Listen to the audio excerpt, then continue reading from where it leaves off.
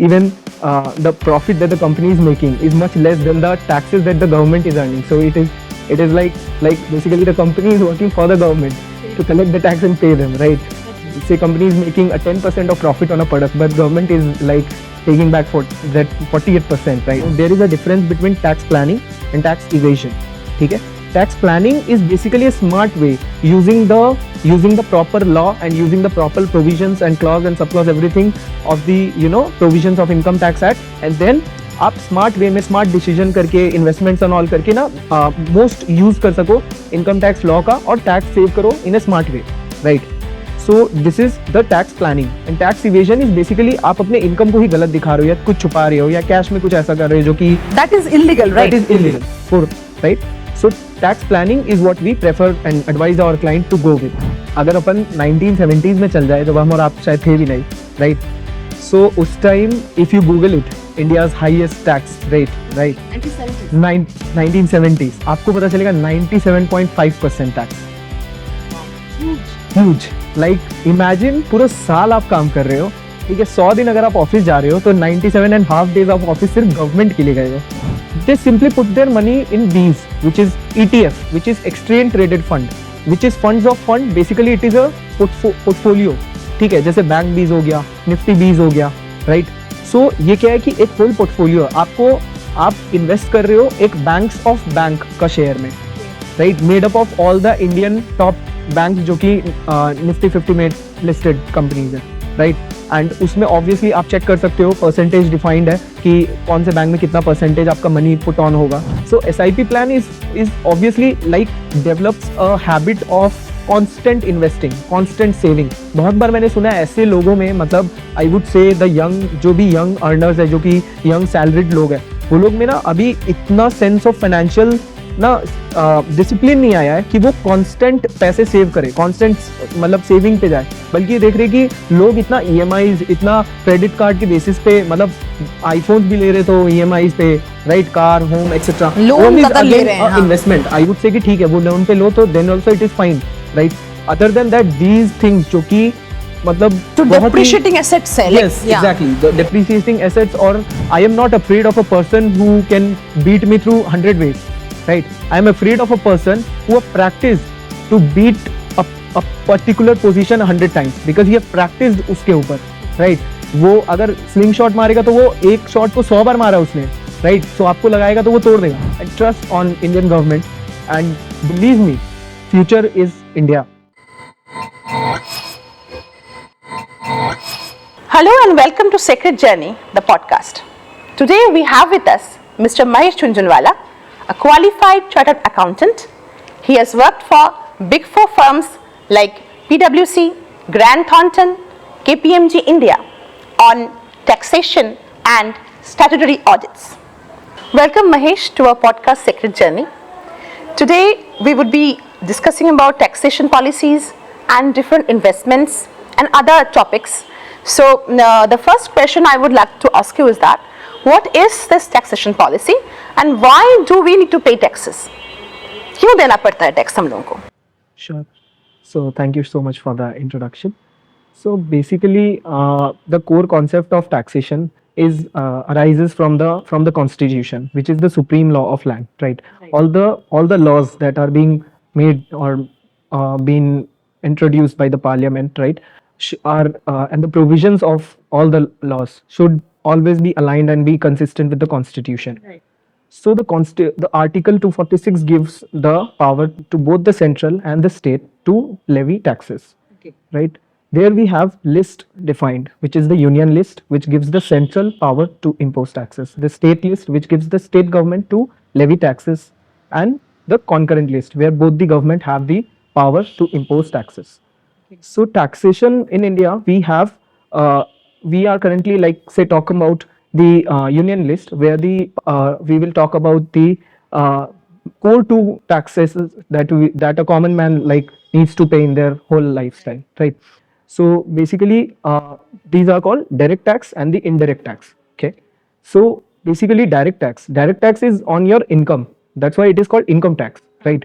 And the indirect tax is basically taxed when we make expenditure. Yeah, right? Whatever we buy things. Yeah, correct. So when or maybe to avail the services, like say the concept of GST, which talks about the services as well, right? So like if you go in a restaurant and have a food, like there you will see a GST amount, CG and GST and the state, right? State and central both. Yes, correct. The tax is being like distributed between the central and the state, right?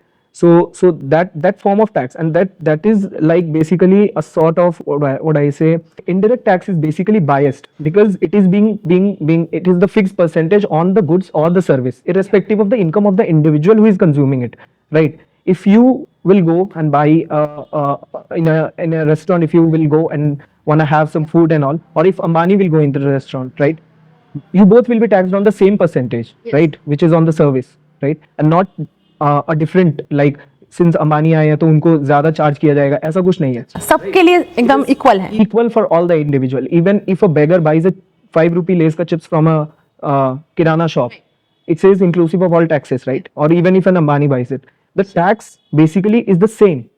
However, there are certain provisions where government try to introduce like certain category of goods that are very essential and has been like kept in aside from the scope of GST. Right. Say Some medicines, life-saving medicines.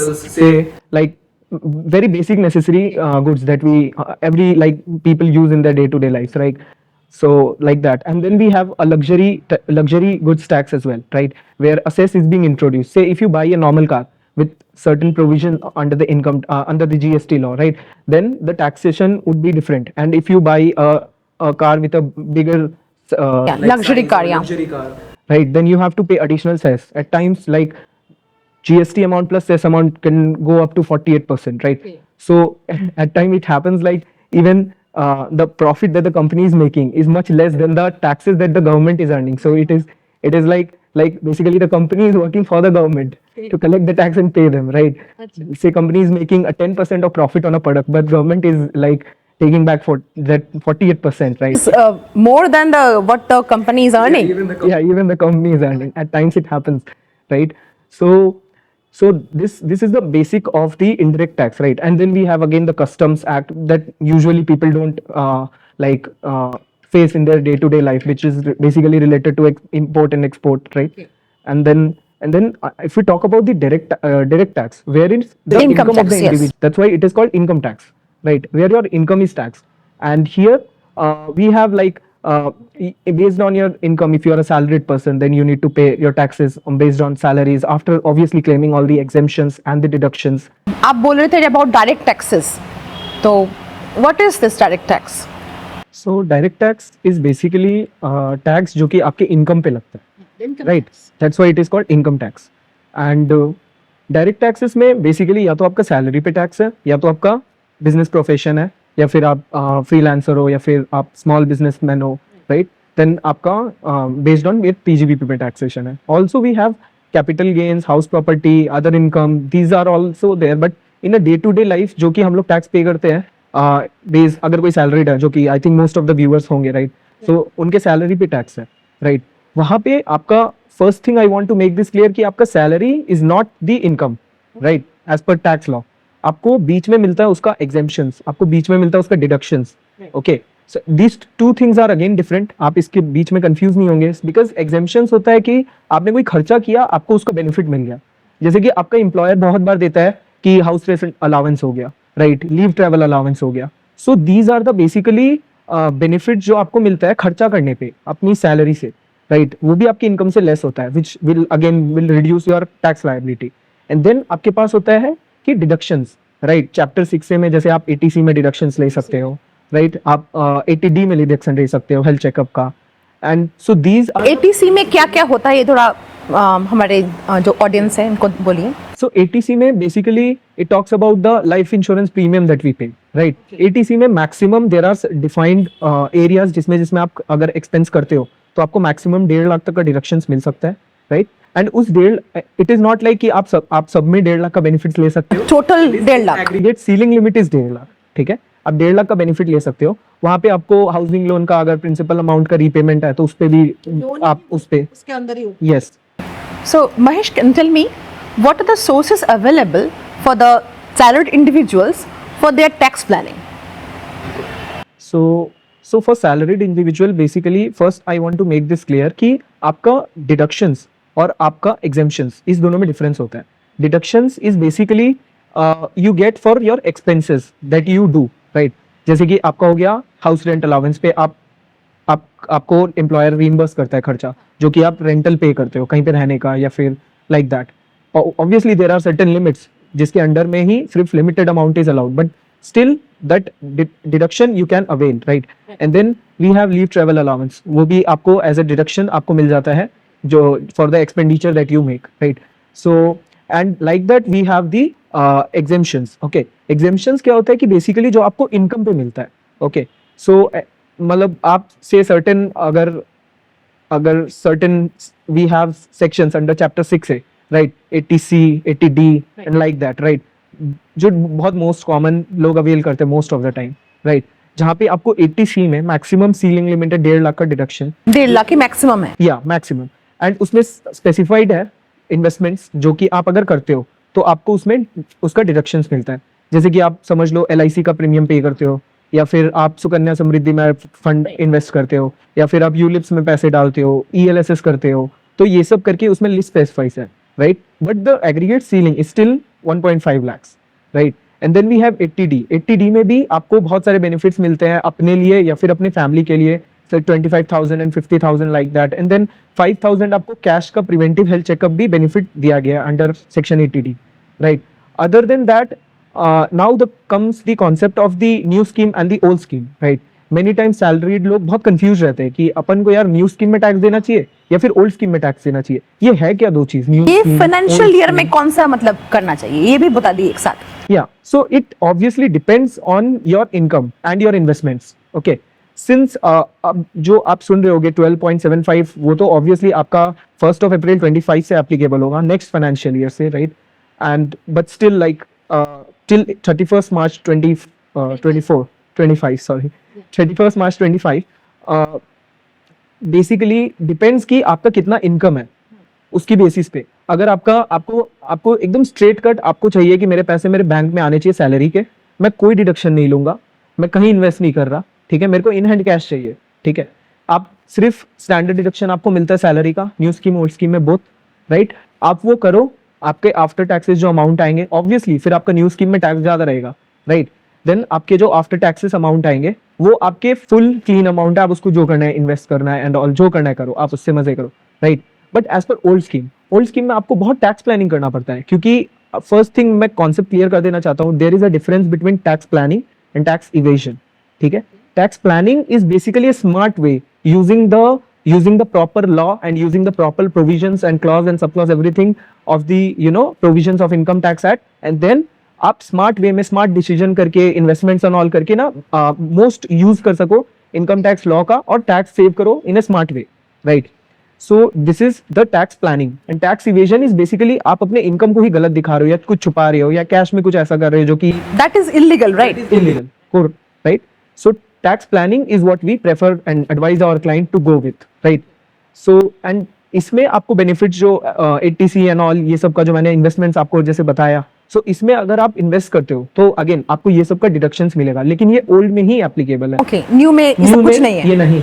But with the upcoming financial year government ने new scheme को इतना prompting बना दिया, like 12.75 lakh income तक कोई tax नहीं, right. People are so like salaried तो वाले बहुत खुश हो गए हैं, खुश हो गए, ठीक है, कि कोई टैक्स नहीं भाई, 12,75,000 तक कमाओ कोई टैक्स नहीं. बट मेक श्योर कि इसके ऊपर अगर आप जाते हो देन आपका नॉर्मल रेट से टैक्स होना स्टार्ट हो जाएगा again, like up to 4 lakh nil and 4 lakh and above you will have to pay 5%. Again the whole slab will be applicable on you, and make sure in mind that again आपको कोई deductions नहीं मिलेगा जो कि old scheme में मिलता था, right. So बहुत लोग क्या करते हैं basically based on their income and based on their investment pattern they arrive at a break even point. So as per new scheme and old scheme there is an indifference point which is in the 787,500 in the I'm talking about the new tax, that is new finance act that was introduced recently by the Nirmala Sitharaman. Yeah, from the next financial year. Yeah. Upcoming financial year. 787,500. Like if your deduction is below the same amount, right? Then new tax regime, low या old low, आपके लिए कोई फर्क नहीं पड़ता. आपके लिए same tax liability आएगा, right? So 7,87,500. 500. Okay. Yeah. So like that, and like it depends upon the preference of the people कि उनका क्या, उनको नहीं करना है इतना पैसा इतना जगह ना इन्वेस्ट करके and all, they want their hard earn money in their hand and they want to use it, कि भाई मेरे को लगता है नहीं यार मैं ये सब इन्वेस्टमेंट स्कीम करूंगा और इसमें पैसा डालूंगा 1.5 लाख इतना मगजमारी, राइट, और your amount will be blocked 3 साल के लिए कोई यूलिप स्कीम्स में एंड ये सब, मेरे को अपना hard earn money in hand चाहिए, मैं स्टॉक मार्केट में ट्रेड करूंगा या फिर मैं किसी को लोन दूंगा, मेरे को पता है मैं 20% रिटर्न कमा सकता हूँ उस पैसे से, then why the hell I will put my mind in putting those monies on those funds where even after tax my saving will not compensate to the other alternative that I have, right? और बहुत लोगों का mentality होता है कि like बस straight cut जितना पैसा है उसको अपने बैंक में आएगा, उसको अपन पर्सनल पर्पस के लिए यूज करेंगे, राइट? So like that. हाँ, आपका टैक्स लायबिलिटी ऑब्वियसली आपको ज्यादा टैक्स देना पड़ेगा न्यू टैक्स रिजीम में भी, राइट? लेकिन अगेन आपके हाथ में ज्यादा पैसा है, so you can use it, right? Okay, tax क्या ज़्यादा हो रहा है नेक्स्ट रेजिम में? No, obviously not. ये क्वेश्चन के रिप्लाई आई वुड से कि अगर अपन 1970s में चल जाए जब हम और आप शायद थे भी नहीं, राइट? सो उस time if you Google it, India's highest tax rate, right, 1970s, आपको पता चलेगा 97.5% टैक्स। ह्यूज, लाइक इमेजिन पूरा साल आप काम कर रहे हो, ठीक है, 100 दिन अगर आप ऑफिस जा रहे हो तो 97.5 डेज ऑफ ऑफिस सिर्फ गवर्नमेंट के लिए गए हो, जस्ट टू पे आउट टैक्सेस, और 2.5% वो जो 2.5 दिन आप गए उसके पैसे आपके पास आएंगे। अब उसमें आप क्या तो प्लानिंग करोगे, क्या फ्यूचर देखोगे, क्या? एंड आज के दिन पे, राइट, आपको लगता है 30% टैक्स विच इज मतलब maximum rate. I am not talking about the surcharge, again आपका सरचार्ज लगता है वो इनकम टैक्स पे लगता है, राइट? वो it is not on your income, it is on tax amount पे सरचार्ज लगता है, it is different thing, right? So maximum tax rate is again 30%, ठीक है, in your new tax regime or your old tax regime. So obviously in India the taxation ऐसा नहीं है कि बहुत ज्यादा है और new tax regime में बहुत ज्यादा है. It just depends how you plan it. If you want to go with the present one. Yeah, I mean, no, it is again it depends how you want to plan your investment and how you want to. If you want to take the old regime, you have to plan accordingly. If you want to go with the new regime, just straight cut, pay the taxes, have the money in your bank account and use it as you want. This is the core difference. So if someone earns more than 13 lakhs per year, so what will be the tax for him? Again, it depends. अगर आपको new में जाना है तो आपके लिए again वो tax liability somewhere around 80,000 का आ जाएगा न्यू टैक्स रीजिंग में स्ट्रेट, जस्ट। एंड अगेन वहाँ पे कॉन्सेप्ट है एक तो मार्जिनल रिलीफ का, वो आपको मिलेगा जिससे कि आपका जो इंक्रीमेंटल अमाउंट है उसके ऊपर आपको बेनिफिट मिलता है टैक्सेशन का। हो सकता है आपका टैक्स लाइबिलिटी अगेन जीरो हो जाए, राइट? लेकिन अगर ओल्ड टैक्स रिजीम में जाओगे then again you have to plan those investment of 5-6 lakhs and all 7 lakhs, and then अगर आपको लगता है कि नहीं यार मेरा ओल्ड में लोअर आ रहा है then I will go with the old regime. No, आपके पास बाय डिफॉल्ट ऑप्शंस दोनों अवेलेबल है टिल टुडे, राइट? और आप अगर कुछ इससे जस्ट थोड़ा पहले का बात करोगे ना, तब new old nothing, it was not there when we were in our intermediate, जब हम पढ़ते थे तब वहाँ पे कुछ ओल्ड न्यू का कुछ कॉन्सेप्ट नहीं था। It was just tax slab, आपको टैक्स बेसिस पे टैक्स देना है अगर आप इंडिविजुअल एंड ऑल होते हैं, right? So this new and all is introduced by the government कि थोड़ा इसको प्रॉम्प्टिंग बनाया जाए, लोगों को थोड़ा टैक्स, मतलब ऑब्वियसली न्यू टैक्स रिजीम अभी तो बहुत बेनिफिट्स भी दे रहा है, राइट? लेकिन इन द मीन टाइम जब फुल्ली ओल्ड को डिस्कार्ड कर दिया जाएगा और जस्ट न्यू ही रह जाएगा, then again tax percentage will come down and in return your tax will increase. Okay, slabs will come down and your tax will increase in the long run. Obviously government को से central and the state, both governments, उनको state run करना है, and state run करना is not a everyone's cup of tea, right? इसके लिए बहुत सारे investments करना पड़ता है, इसके लिए road infrastructure बनाना पड़ता है, इसके लिए railways बनाना पड़ता है, corporates को attractive offers देके attract करना पड़ता है जिससे employment generation होता है। Like government नहीं generate कर सकता है employment directly। अगर आप देखोगे पाकिस्तान में कोई भी कॉर्पोरेट कंपनी रजिस्टर्ड नहीं है, वहां पे सिर्फ और सिर्फ कौन चलाते हैं पाकिस्तान को?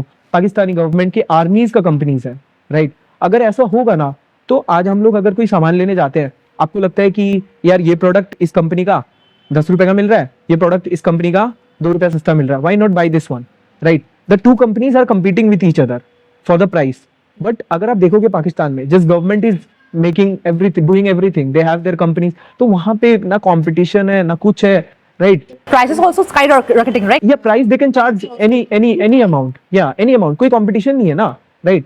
So and वहाँ पे employment generation is not their objective, nothing. But in India we are so blessed that we are in India, and India में government का सिर्फ और सिर्फ ये इनिशिएटिव है कि इंडिया को like 5 ट्रिलियन इकोनॉमी तक लेके जाना, right? अपकमिंग ईयर्स में, जैसे our प्राइम मिनिस्टर का ऑब्जेक्टिव है, and in that way like they are incentivizing companies, they are like giving so much of incentives, PLI scheme बोलो या फिर कुछ और, so that कि like employment generation हो और you know state run करने में, and again ये company जैसे employment generation करेगा, they will give salaries, they will and through the salaries they will make investment, and again economy में fund आएगा, right? So by these things and in return the businesses, they will do, they will produce goods or services, they will provide certain services. Say अब आपको अगर किसी certain small city है जो tier 3 city है, उसमें अगर एक नया एयरपोर्ट खोलना है तो गवर्नमेंट जाके नहीं खोल सकता है कि भाई कॉन्ट्रैक्टर को लेके आएगा, गवर्नमेंट का कोई कंपनी ये नहीं कर सकता है। गवर्नमेंट क्या कर सकता है, गवर्नमेंट एक टेंडर निकालता है, ठीक है, जिसके थ्रू ऑल द जो कंपनी जो इस फील्ड में किंग है, who are into infrastructure already, right, say L&T या फिर अदर जैसे जो भी कंपनीज है, right, and they give the tender to them, they will compete for the price, they will give a quote say 100,000 crore से 1,000 crore, right, and they will compete with themselves, and then जो best quote होता है उस basis पे government उस company को लेके आता है, वो इन्वेस्टमेंट करता है, एंड देन वो पूरा इंफ्रास्ट्रक्चर रेडी करके गवर्नमेंट को हैंड ओवर करता है, right. This is how like the function work. So इन सब चीजों को चलाने के लिए गवर्नमेंट को क्या चाहिए, अल्टीमेटली पैसा, राइट। हम लोग का टैक्स ही इनकम है उन लोगों का। ऑब्वियसली हम लोगों का tax, I mean along with other sources as well, government को जो भी टैक्सेस मिलता है उसको वो इन रिटर्न यूज करता है पब्लिक को सर्विस देने में। इन रिटर्न रोड बनाना है, इंफ्रास्ट्रक्चर बनाना है, डिफेंस बनाना है, डिफेंस पीपल का जो सैलरी जाता है वो हम लोग के पॉकेट से जाता है। लाइक हम लोग डायरेक्टली हो सकता है कंट्रीब्यूट नहीं कर रहे पैट्रियोटिज्म में और नेशन बिल्डिंग में, राइट, लेकिन हम लोग इनडायरेक्टली जो टैक्सेस दे रहे, जो पैसा दे रहे, वो आज उस बंदा का सैलरी में जा रहा है जो बंदा ना लाइन ऑफ डिफेंस पे खड़ा होकर हमको प्रोटेक्ट कर रहा है, right. So taxation, both the objective of both the governments are different, central and the state governments, and what they do basically, they collect all of these taxes and accordingly they make the decision, they make the budget forecast, and they like based on tenders they make the investment in different fields, जैसे कि infrastructure हो गया, जैसे कि road networks हो गया, I mean everything, yeah, total development wise, school develops करना है and all, and then on that basis the whole state is being run, and on that basis the whole like the same way the central is running the whole country, right, basically out of this tax money. So we are actually paying our taxes and we are actually contributing towards the development of India. Yes, obviously. तो अब तक हम लोग बात कर रहे थे जो सैलरीड इंडिविजुअल्स हैं उनके बारे में। तो फ्रीलांसर्स जो हैं और स्मॉल बिजनेसेस जो ओन करते हैं उनके टैक्स प्रोफाइल के बारे में कुछ बताइए, कैसे वो लोग क्या करेंगे? ओके, सो जो छोटे छोटे यू नो स्मॉल बिजनेसेस है या फिर जो स्मॉल प्रोफेशनल्स है, फ्रीलांसर्स हो गए या फिर जो छोटे बिजनेसेस ओन करते हैं, ठीक है, सो उनके लिए both in income tax act and in GST government ने रिलैक्सेशंस दे के रखा है, ठीक है। If you as per income tax act, अगर आपको लगता है कि ना इतना मेरे को बुक्स एंड ऑल का एंड पेपर वर्क का एक्सपेंस बहुत ज्यादा है, मेरे को नहीं मेंटेन करना है, ठीक है, तो आप वहाँ पे एक प्रोविजन है प्रिजम्पटिव टैक्सेशन स्कीम, ठीक है, वहाँ पे it is tax is being paid on your assumed income. वहाँ पे आप क्या कर सकते हो कि इसे आपका 44AD and 44ADA, okay, there are two sections. 44AD talks about your income from goods and services. अगर आपका इनकम लाइक एक सर्टेन लेवल पे है और या फिर आप प्रोफेशनल्स हो, ठीक है, देन वहाँ पे प्रिजम्पटिव टैक्सेशन स्कीम का बेनिफिट है, wherein tax will be paid on your assumed income. आपका इनकम आ रहा है से 50 लाख, आप उस पे सर्टेन परसेंटेज आप उस पे टैक्स अज्यूम्ड इनकम किया जाएगा और बेस्ड ऑन विच आप उस पे टैक्स पे करोगे। इन सेम वे अगर आपका 10 लाख के नीचे या फिर 20 लाख के नीचे अगर आपका सर्विसेज प्रोवाइड कर रहे हो, अगर आपका goods of sale of goods and services sale of goods है, देन आपको 40 लाख। सो इन GST आपको GST ना रजिस्ट्रेशन करने का जरूरत है ना GST पेपर वर्क का जरूरत, nothing, you can just do your business normally, right. अगर इसके बियॉन्ड भी जाते हैं, then government wants to bring you under the perspective of GST, then government wants कि आप टैक्स कंट्रीब्यूट करने के लिए अब लायक हो, you are earning enough to pay the government as well and to contribute, right? So accordingly and also बहुत सारे MSME को प्रमोट करने के लिए and startups को प्रमोट करने के लिए with every introduction of every finance act government बहुत पुश करना चाहता है कि इंडिया में स्टार्टअप्स ग्रो हो, राइट। मेरे को लगता है आफ्टर सिलिकॉन वैली इंडिया एक ऐसा कंट्री है जिसमें most number of the startups are coming, right, in every field. इस बजट में भी तो MSME के लिए बहुत सारा एलोकेशन है। यस, सो एंड ऑल्सो उनको लोन के लिए भी प्रोसीजर्स के लिए भी बहुत सिंप्लीफाई किया गया प्रोसीजर्स को। पहले बहुत पेपर वर्क इन्वॉल्व था, अभी everything is online, You just apply it with the relevant documents, with the relevant licenses, you will get the fund in your bank account directly, right? So basically for the small business, so it is like not so basically government wants to keep it very easy for the small businesses as well to promote कि आप भी कुछ employment generation में, like एक business, एक entity, एक company एक दिन में नहीं खड़ा होता है, राइट? किसी दिन वो भी एक छोटा एंटिटी था, राइट? सो उन सबको प्रमोट करने के लिए भी गवर्नमेंट का कोर ऑब्जेक्टिव यही है कि इंसेंटिवाइज किया जाए इन छोटे छोटे बिजनेसेस को, so that they will keep on with the taxations and they will stay compliant with the law, कि मतलब छोटा मोटा नॉन कंप्लायंसेस से उनको इश्यूज ना हो, राइट? स्टिल उनको बहुत पर्व्यू से बाहर रखा गया है, लाइक इस सर्टेन लिमिट को अगर आप क्रॉस करते हो then only compliances will be applicable on you, boost करने के लिए। Yes exactly. Mahesh, next financial year में तो इन्वेस्टमेंट का कुछ स्टोरी नहीं है ना, इन्वेस्टमेंट करना तो नहीं है, तो जो अभी का जो इन्वेस्टमेंट हम लोगों के पास है ATC ATD के अंदर इतना सारे इन्वेस्टमेंट हम लोग कर चुके हैं, तो उनका क्या करें नेक्स्ट ईयर में? बहा दे पानी में? नहीं, पानी में मत बहाइए। हम लोगों के पास कितना सारा है ना LICs और वगैरह, तो ये क्या कंटिन्यू करेंगे नेक्स्ट ईयर में? ऑब्वियसली जो आप लोगों ने आपने ऑलरेडी इन्वेस्टमेंट कर रखा है, राइट? ऐसा नहीं है कि आप LIC का प्रीमियम देना बंद कर दोगे, राइट? आपका LIC बंद हो जाएगा, अभी तो 5-10 साल तक चलेगा, right?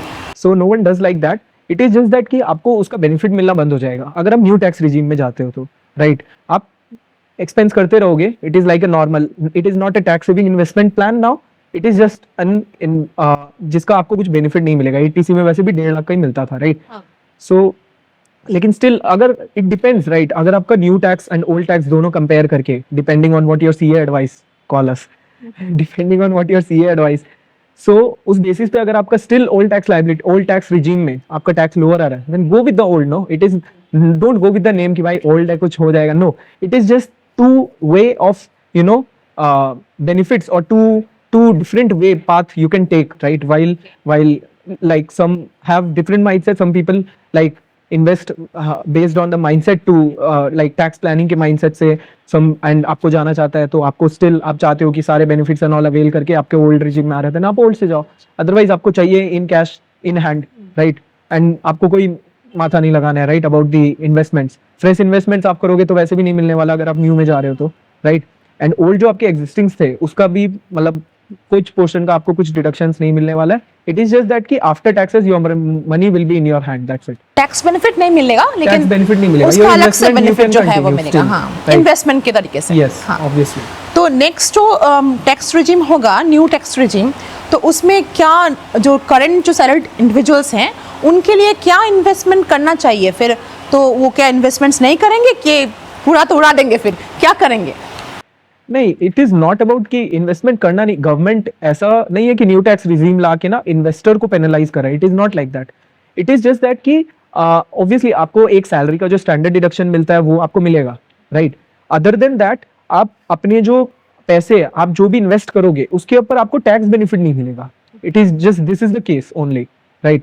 And be it your LIC और ATC का deductions and all, these things are all clean because आपने चूज किया new tax regime with the mindset कि मेरे को नहीं करना इन्वेस्ट यार, मेरे को अपना हार्ड एंड पैसा मेरे को अपने पास चाहिए अकाउंट में, I want to invest somewhere else, I want to like utilize it some other purpose that money, right? अगर आप चाहते हो कि नहीं अगेन कि मेरे को after tax planning, after like using the relevant sections and making the correct investment plan and all, तब आप ओल्ड स्कीम में चले जाओ, ये आपके ऊपर है कि आपको कौन सा बेनिफिशियल्स होता है in the end of the day, be it the old और the new one. So as a CA, what will you advise the next the people who will be paying taxes for the next regime? तो जब new financial regime है तो उनके लिए क्या investment करना अच्छा रहेगा?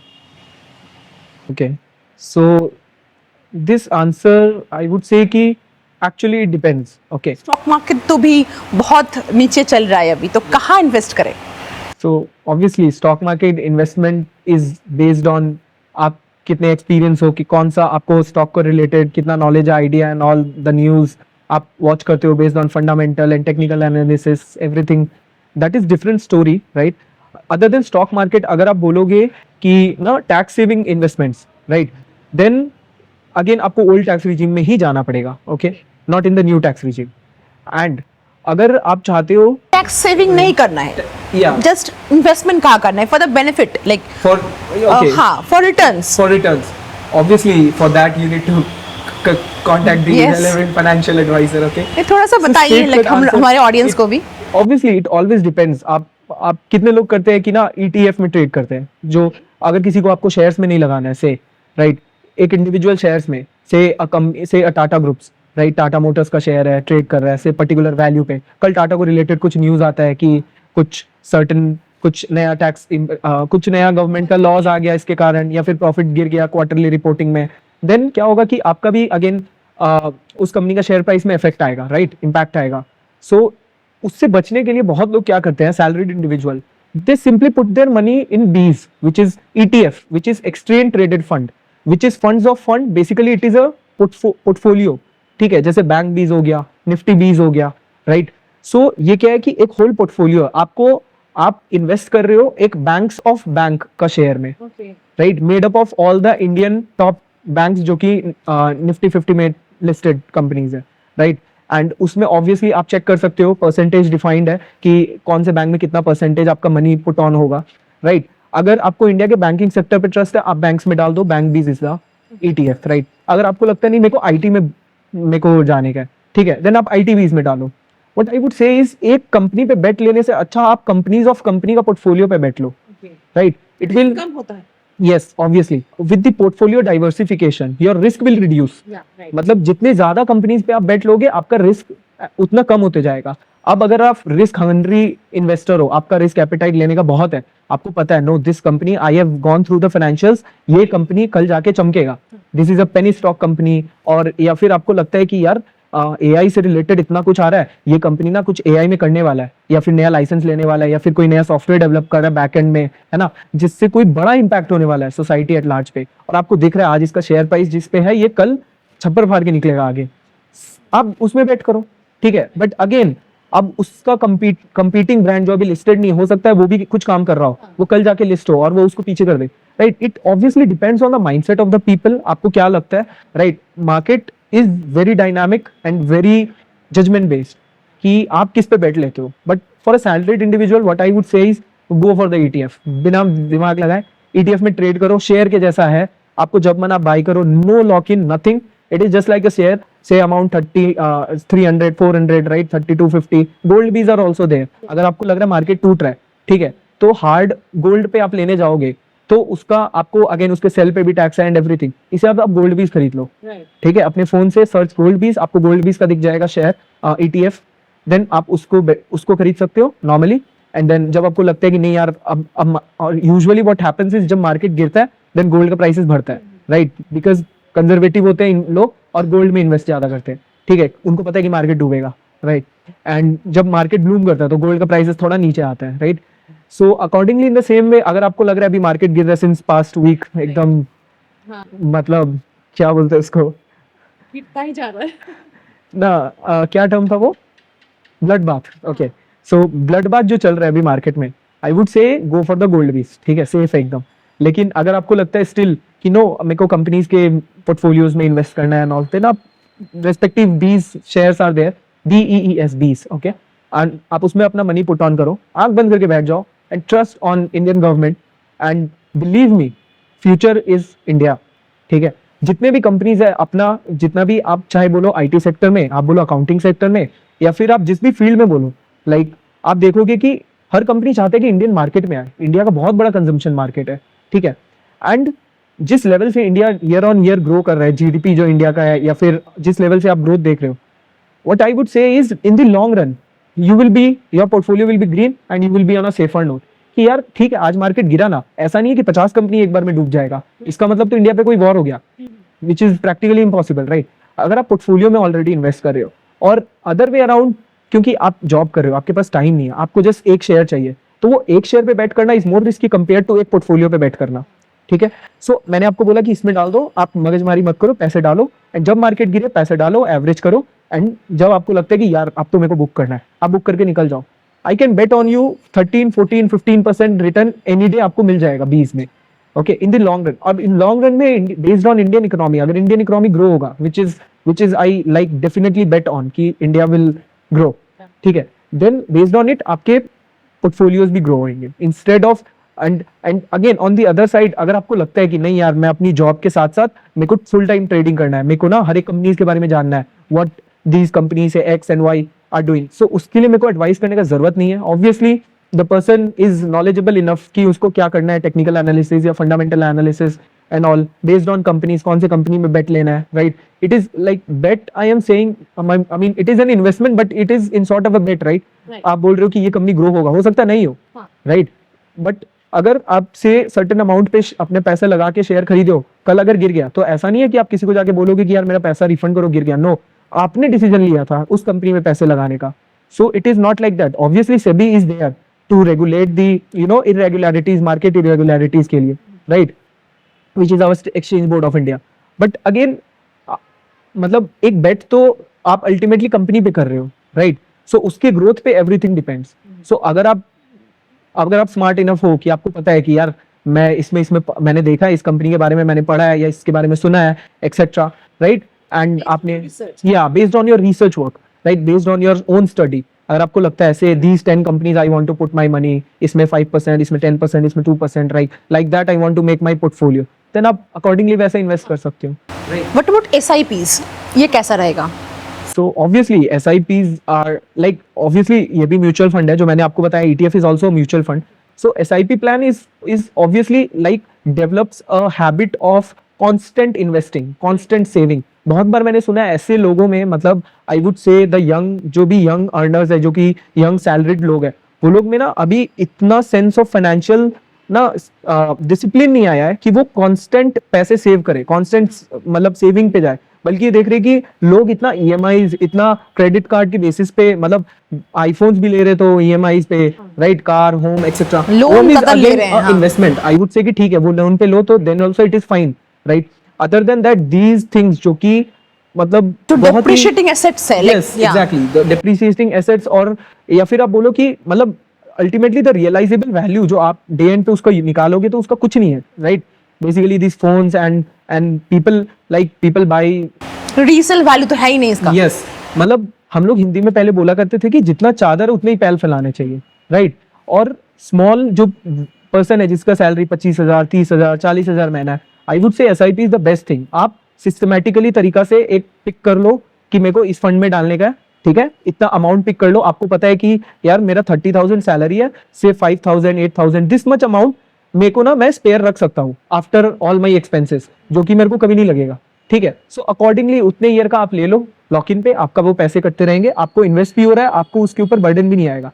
सो इंस्टेड कि आपके जो सैलरी से EMI कट रहा है, इंस्टेड आई वुड से कि आप आपके सैलरी से रेगुलर SIPs कटना चाहिए, जो कि आपका लॉन्ग टर्म इन्वेस्टमेंट है, जिसका आपको लॉन्ग टर्म में बेनिफिट होगा.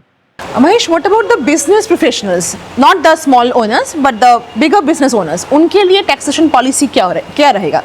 So for the other businesses जो कि ना PTS and all में टैक्सेशन नहीं देना चाहते, राइट, प्रिज्यूम्ड बेसिस पे, सो आपके लिए आप नॉर्मल प्रोविजन के साथ जाओ. इनकम टैक्स एक्ट में PGPP है, right, wherein you will get deductions for all the business expenses.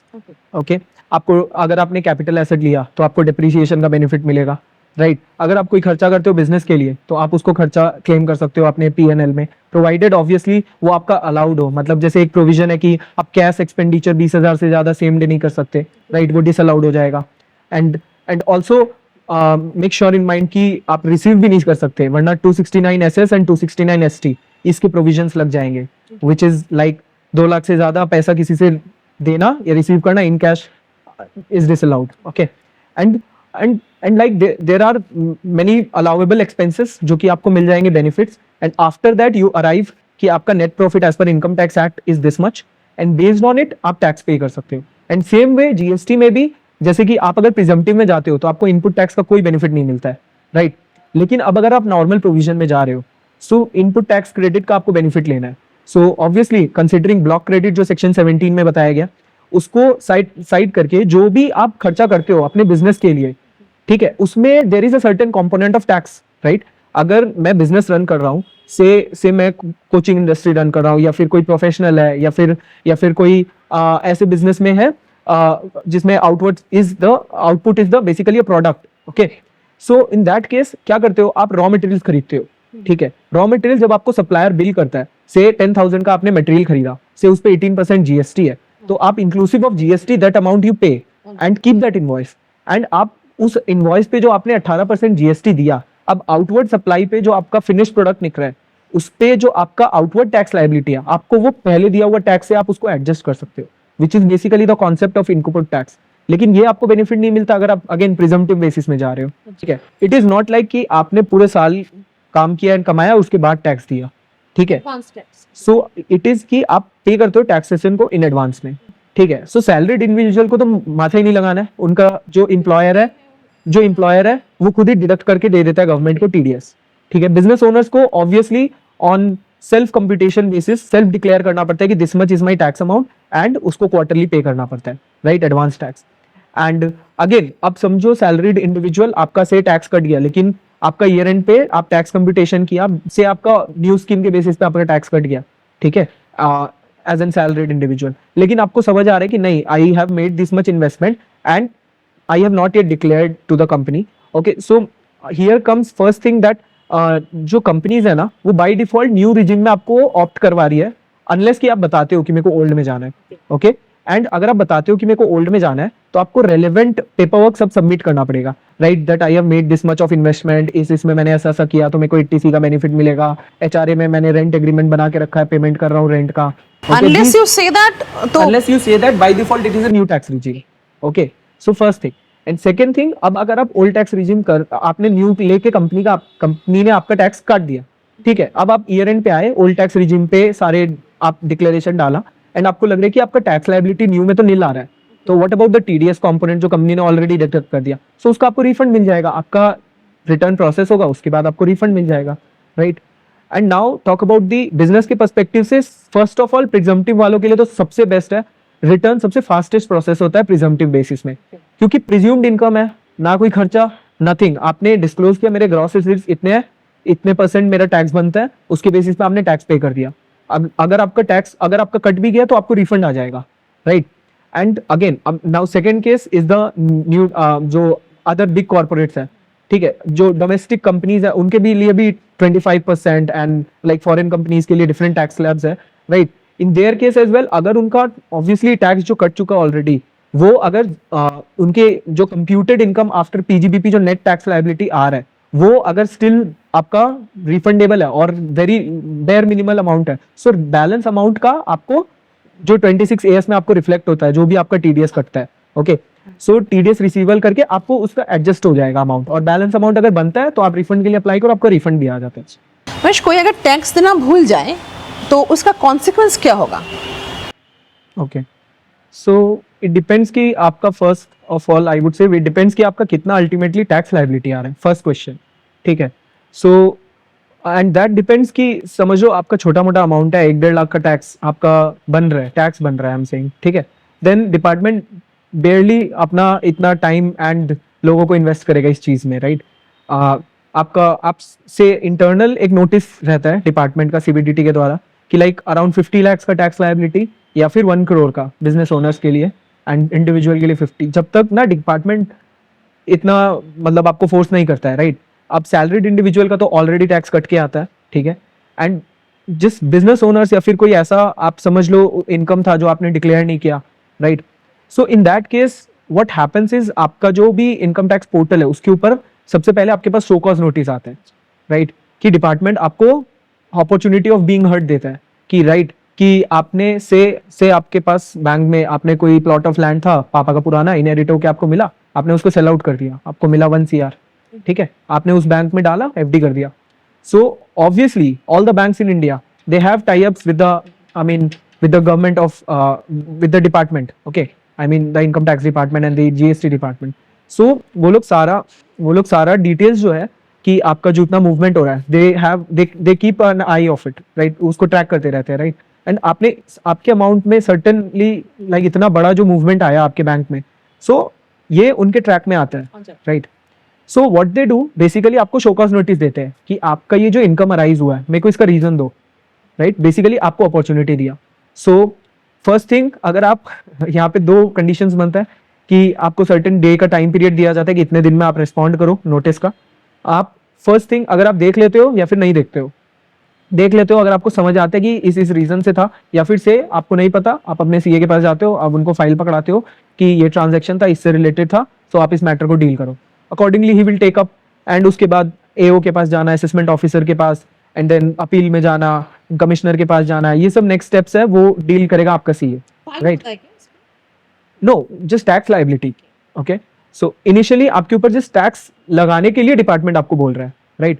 Fine, penalty and jail, ये एकदम लास्ट स्टेप है। डिपार्टमेंट मतलब it is an economic law ना, इसमें आपको क्रिमिनल लायबिलिटी बहुत लास्ट स्टेज में आता है, ठीक है? इनिशियली आपके ऊपर सिर्फ आपने एक पैसा देना भूल गए, मतलब टैक्स देना भूल गए। इट इज नॉट लाइक कि आपने कुछ किसी को मार दिया, किसी गवर्नमेंट प्रॉपर्टी को नुकसान दिया, देन आपके ऊपर क्रिमिनल लायबिलिटी अराइज होता है। लेकिन आपने अगर टैक्स नहीं दिया तो आपके ऊपर कोई ऐसा क्रिमिनल लायबिलिटी अभी नहीं अराइज होगा, राइट? डिपार्टमेंट फर्स्ट आपको अपॉर्चुनिटी ऑफ बीइंग हर्ट देगा, आपको शो कॉज नोटिस भेजेगा, आपने उसका भी रिस्पॉन्स नहीं किया, ठीक है? डिपार्टमेंट क्या करेगा, अपने एंड से बेस्ट जजमेंट असेसमेंट कर देगा लास्ट में जाके, ठीक है? एंड उस बेसिस पे आपका टैक्स लायबिलिटी डिटरमाइन करेगा। एंड उसके बाद भी अगर आपने टैक्स पेमेंट नहीं दिया, देन डिपार्टमेंट के पास पावर होता है कि ऑब्वियसली अगर आपका सिग्निफिकेंट अमाउंट ऑफ टैक्स बन रहा है, वरना जो डिपार्टमेंट, जो लोगों का सैलरीज एंड ऑल, जो भी डिपार्टमेंट इतना इन्वेस्टिगेशन करेगा, that also involves a cost, right? अगर आपको डिपार्टमेंट को भी पता है यार इसका 5-10 लाख का टैक्स लायबिलिटी और जो इन्वेस्टिगेशन कॉस्ट बहुत आई है, तो they will not put their brain much, they will just send you the notices, accordingly you deal with it that way, right? अगर आपका बहुत बड़ा अमाउंट ऑफ टैक्स लायबिलिटी बन रहा है, राइट, एंड देन डिपार्टमेंट आपको हो सकता है फोर्स से आपको क्रिमिनल लायबिलिटी देन आपके ऊपर अराइज होगा जब आपका बेस्ट जजमेंट असेसमेंट हो गया, उसके बाद that is the last step, या एंड देन आपको हो सकता है कि प्रोसिक्यूशन स्टार्ट कर दिया जाए आपको, फिर अकॉर्डिंगली जो अलग स्टेप्स है, जब तो क्रिमिनल लायबिलिटी आ जाता है। सो this is the thing.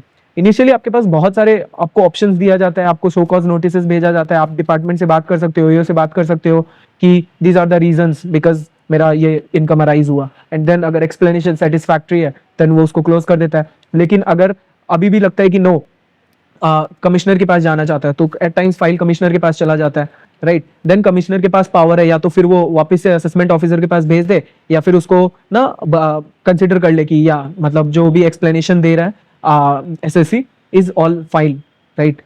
They are satisfied basically, right? And so that is the case. So basically आपके पास बहुत लेवल पे आपको ऑप्शंस दिए जाते हैं कि ओके यू पे the taxes and get the things done, right? बहुत सारी अपॉर्चुनिटीज दी जाती है। एंड अगर आप वो सब को भी इग्नोर करते हो, तब जाके डिपार्टमेंट लास्ट करता है कि बेस्ट जजमेंट असेसमेंट, जिसको हम लोग बोलते हैं, राइट? एंड इसमें एक केस आया था मेरा क्लाइंट का कि जिसमें क्या हुआ था कि उस बंदे के पास 2 पैन कार्ड था, ठीक है? एंड 2 पैन कार्ड क्यों हुआ? आइडियली किसी का नेम चेंज या किसी का कुछ होता है तो हम लोग बोला जाता है कि ओल्ड को सरेंडर करने के लिए, राइट? सो उसने सरेंडर किया नहीं, सो उसका ओल्ड जो पैन कार्ड था वो इनकम टैक्स पोर्टल में रजिस्टर्ड था और उसमें नोटिसेस आके रखे थे, ओके? एंड न्यू वाला उसने कोई टैक्स नहीं दिया, नथिंग, गांव का नॉर्मल बंदा, ठीक है? देन डिपार्टमेंट उस पर नोटिसेस जा रहे हैं एंड ऑल, और उसको फिजिकली भी नोटिस डिलीवर किया जाता है आपके एड्रेस पे। अगर आप फिर भी रिस्पॉन्ड नहीं करते हो, देन लास्ट स्टेप में डिपार्टमेंट आपका बेस्ट जजमेंट कर देता है, राइट? सो हम लोग का सेम उस क्लाइंट का केस हुआ था। सो ही वाज लाइक कि मेरे को, मैं तो गांव में रहता हूँ, मेरे को ना एक भी नोटिस मिला एंड ऑल, अब मेरे पास सर्टेनली इतना इनकम टैक्स लायबिलिटी कैसे आ गया, राइट? सो अकॉर्डिंगली मतलब आपको बहुत सारा मतलब देखना पड़ेगा और बहुत सारे आपको अपॉर्चुनिटीज दी जाती है। एंड एक्सट्रीम केसेस में इट इज लाइक कि डिपार्टमेंट ऐसा करता है, राइट? अदरवाइज आप you can give your stand, you can provide them the reason, so this reason, and say अगर आपका पूरा का पूरा इनकम मान लो एग्रीकल्चर इनकम है, ठीक है? आप क्या करते हो कि आपका एक फार्म है, आप उसमें गेहूं बना के बेचते हो, चाल बना के बेचते हो, ठीक है? Then that income is exempt, वो कॉन्स्टिट्यूशन पावर देके रखा है, राइट? कि एग्रीकल्चर इनकम पे टैक्स नहीं कर रहे। सो अब आप अगर डिपार्टमेंट को दे देते हो कि okay this is because of this reason and they are satisfied, right? Then आपके ऊपर अगेन कोई टैक्स नहीं आएगा एंड आपका फाइल वहीं पे क्लोज हो जाएगा, right? Obviously it depends case to case. I would say कि अगर आपको इनफ आइडिया है इनकम टैक्स लॉस का एंड कॉम्प्लेक्सिटीज का, देन आप खुद ही पढ़ के जाओ, अपना समझो, अपना स्टैंड लो, डिपार्टमेंट के पास डिफेंड करो, राइट? अगर आपको लगता है कि नहीं यार इस फील्ड में I have no idea, I am a science graduate और I am from different field, right? You should go to the expert, right? हर फील्ड का एक एक्सपर्ट होता है। आई वुड से कि आप हर चीज के लिए एक्सपर्ट नहीं हो सकते, लेकिन एक फील्ड में, अपने फील्ड में आप एक्सपर्ट हो सकते हो, right? I am not afraid of a person who can beat me through 100 ways, right? I am afraid of a person who have practiced to beat a particular position 100 times because he have practiced उसके ऊपर, right? वो अगर sling shot मारेगा तो वो एक shot को 100 बार मारा उसने, राइट? सो आपको लगाएगा तो वो तोड़ देगा, ठीक है? सो इट इज जस्ट दैट कि सो जो जिस फील्ड का अगर आपको कुछ प्रॉब्लम होता है पर्टिकुलरली लाइफ में कि ना हेडेक हो रहा है, तो आप ऐसा होता है कि कंपाउंडर से जाके पूछ लेते हो नॉर्मल शॉप पे कि यार हेडेक का दवाई दे दे। अब आप उस दवाई को वीकली खा रहे हो, ठीक है, मंथली खा रहे हो कुछ दिनों पे, अब आपको जाके आप फेंट होके गिर गए, अब आप उस कंपाउंडर को कुछ नहीं बोल सकते। लेकिन वही आप डे वन से एक डॉक्टर के पास जाओ कि यार मेरे को इस चीज का हेडेक हो रहा है, कहीं कोई सीरियस इश्यूज तो अराइज नहीं हो रहा है, like that. So I would से जो जिस फील्ड का है किंग, आप उसके पास जाओ, उनसे डील करो उस मैटर को, इंस्टेड की अपने ऊपर लेने के लिए। ऑब्वियसली अगर आप आई बीइंग अ सी, अगर मेरे पास कोई चीज का नोटिस, फॉर्चुनेटली ऐसा नहीं होता, अच्छा है, लेकिन अगर मेरे पास कोई नोटिस आता है, then I know the nuances कि how to deal with it, what are the relevant person, what are the portals and कैसे क्या काम करती है चीजें, right? Then I will deal my way, right, from myself. Otherwise या and आज भी अगर मेरे को लगता है कि नो, अगर मेरे को किसी में लीगल एडवाइस चाहिए होता है, जिसमें किसी में क्रिमिनल, किसी में डोमेस्टिक वायलेंस रिलेटेड होता है, तो हम लोग को भी जाना पड़ता है लॉयर्स के पास। हर आदमी हर चीज में किंग नहीं हो सकता, हर आदमी हर चीज नहीं पता हो सकता, right? So accordingly that way. So obviously अगर आपका आया है tax liability and all notices आ गए, ऑब्वियसली हमसे आई वुड से कि अगर आपको शो कॉज नोटिस आया, फर्स्ट स्टेप पे ही आप पहुंचो रेलेवेंट जो नियर बाई सीए या फिर जो भी आपको रिस्पॉन्स रेलेवेंट पर्सन लगता है, right? And then let them handle it. they are the best in these things, right? Government ने इतना in depth I'm sorry, not government, the institute, the council इतना in depth course बनाया है just for the CAs कि आप taxation में, finances में and इसमें help करो अपने clients को, right? कि ना properly implementation हो, जो tax laws बना देना is not a big deal, right? laws तो आप सब चीज का बना सकते हो, implementation is the thing जो कि उसको ना कंसिस्टेंट, उसको रेलेवेंट बना के रखता है, राइट? आप हो सकता है टैक्स लॉज लगा दो कल जाके कि किसी के बात करने पे टैक्स है, राइट? लेकिन इट इज लाइक कि आप उसको इंप्लीमेंट कितने अच्छे तरीके से करते हो। से फॉर आप किसी चीज को बेचने पे टैक्स है, विच इज जीएसटी समझो, ठीक है, प्रोडक्ट ए, बट दूसरे प्रोडक्ट में आप बोलोगे कि ना कमोडिटीज जो एसेंशियल है उस पर नहीं है, राइट? तो इस चीज का नॉलेज होने के लिए भी एक आपको प्रोफेशनल या तो चाहिए, राइट? आप ऐसा नहीं है कि ना आप सब चीज जान सकते हो। So what I mean to say is overall कि अगर आपके पास नोटिसेस आया है, so go with the person. अगर आपको समझ आता है कि you can deal with it, then go with it and that's well and good. Talk to the expert, या, और go to the expert. And first stage में ही इट इज बीइंग सेड कि लेट देम हैंडल इट। वो officers के पास जाएंगे, explain करेंगे अपना क्लाइंट का स्टैंड को, एंड जो भी मैटर है उसको ट्राई करेंगे बेस्ट तरीका से जो कि क्लाइंट का बेनिफिट में हो उसको रिजॉल्व करने का, along with staying compliant with all the relevant provisions of the Income Tax Act.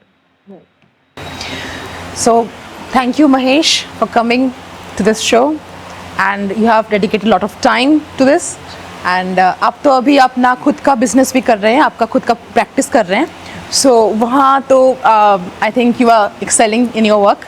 सो बाद में भी अगर नेक्स्ट कोई एपिसोड में हम लोगों को टैक्सेशन और फाइनेंस के बारे में कोई और एपिसोड बनाना हो तो आपको ज़रूर बुलाएंगे।